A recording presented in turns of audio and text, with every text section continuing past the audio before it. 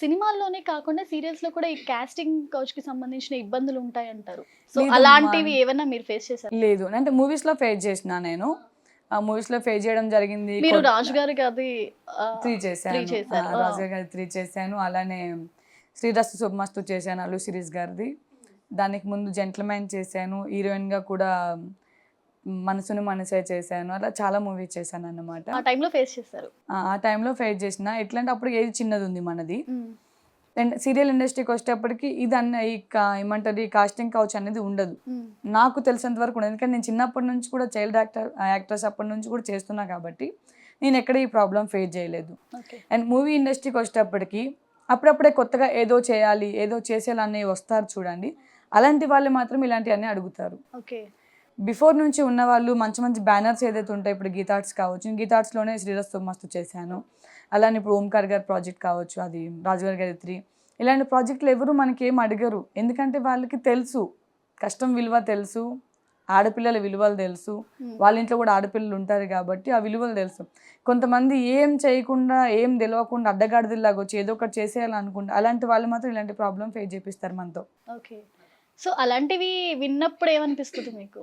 అదే చెప్పాను కదా, పెద్ద బ్యానర్స్ వాళ్ళు మాత్రం 100% ఉండదు. అసలు వాళ్ళు ఎంకరేజ్ చేయరు. ఎంకరేజ్ చేయరు.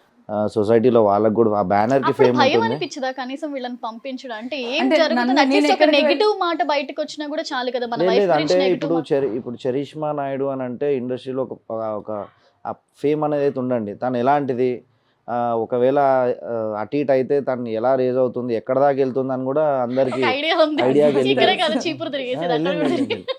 నేను ఎక్కడైనా switch షూట్ చేస్తా. వీళ్ళ సీరియల్ షూట్కి వెళ్ళినప్పుడు కూడా అసలు నాకు ఎవరో తెలియదు కానీ నేను వాళ్ళకి తెలుసు ఎలా భరిస్తున్నారో బాబు అన్నట్టు ఆ లోపల ఇన్నర్ ఫీలింగ్ వాళ్ళకు ఉంటుంది.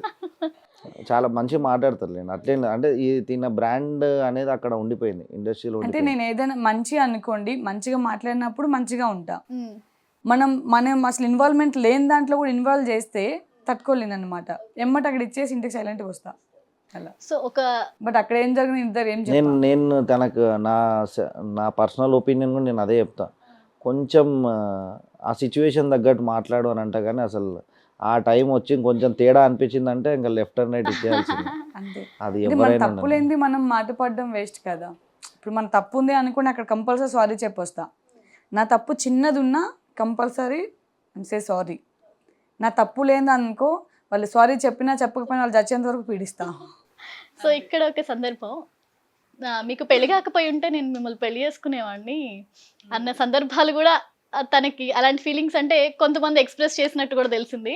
సో అలాంటప్పుడు నేను కూడా చెప్పాను, ఇంకా నాకు ఆల్రెడీ గుర్తొచ్చింది చోటకే నాయుడు గారు అన్నారని అంటున్నా. అంతే. అయితే నేను రాజుగారి గారి 3 మూవీ చేసినప్పుడు మేము నాయుడుస్ కదా, ఆయన కూడా నాయుడుస్ కదా. సో మా నాయుడుస్ అమ్మాయి అరే ముందు పెళ్లి కాకుండా ఉంటే బాగుంది, పిల్లని పెళ్లి చేసుకున్నా అంటే ఆయనకన్నా చాలా చిన్న పిల్లని కదా నేను. Of course. సో అలా ఆయన జస్ట్ మజాక్లో మాట్లాడారు. అమ్మ వాళ్ళ న్యూస్ వాళ్ళు వచ్చి ఏదేదో కంప్లైంట్ చేశారు, నేను పెళ్లి చేసుకోవాల్సింది నిన్నే అని, అది అని ఇదని ఎన్నో మాట్లాడినారు.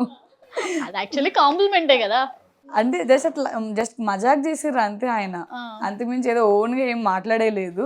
దాన్ని వీళ్ళు ఏదేదో మాట్లాడేసుకున్నారు. సో ఇలాంటివన్నీ కామన్ ఇండస్ట్రీలో ఉన్నప్పుడు కాబట్టి లైట్ తీసుకున్నాను. ఇక్కడ కాస్టింగ్ మాట వచ్చింది కాబట్టి మాట్లాడతా. ఎందుకు ప్రతిసారి చరిష్మా అని చెప్పుకోవచ్చు, అఫ్ కోర్స్ ఇప్పుడు మహేంద్ర గారు ఉన్నారు, నేను మహేందర్, నేను శ్రావ్య, ఇంతవరకు చెప్పుకుంటాం. బట్ మీరెందుకు ప్రతిసారి చరిష్మా పక్కన నాయుడిని మెన్షన్ చేసి ఎక్స్పోజ్ అవుతున్నారు? ఎక్స్పోజ్ అవ్వడం లేదు. ఇప్పుడు నేను కొత్తగా పెట్టుకున్నది ఏం లేదు. నా నేమ్ స్టార్టింగ్ నుంచి చరిష్మా నాయుడు ఉంది. మా నాన్న పేరు వెంకట వరహాల నాయుడు, మా అమ్మ పేరు లక్ష్మి. సో ఆల్రెడీ మా ఇంట్లో ఉండడమే నాయుడు అన్న పేరు ఉంటూనే ఉంటుంది. సో అలా ఇక్కడ తెలంగాణలో ఈ తోకలు అవసరం లేదండి, నాయుడు యాదవ్ అవన్నీ అవసరం లేదు. కానీ ఆంధ్రాలో మాత్రం స్పెసిఫిక్గా ఎక్కడికి వెళ్ళినా అది ఉంటుంది మాకు ఫస్ట్ నుంచి పలానా అంటేనే ఆ కైండ్ ఆఫ్ రెస్పెక్ట్ వస్తుంది. లేదు అని అంటే రాదు. నేను చూశాను ఇప్పటికి కూడా.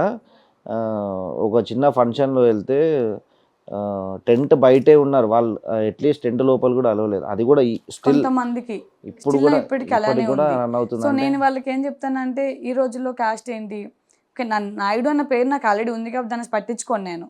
ఓకే చరిష్మా నాయుడు అది నేమ్ అలా ఉంది అంతే. బట్ నేను చూస్తే అన్ని క్యాస్ట్లలో మింగిల్ అవుతా. నాకు ఆ క్యాస్ట్ ఈ క్యాస్ట్ అని ఉండదు.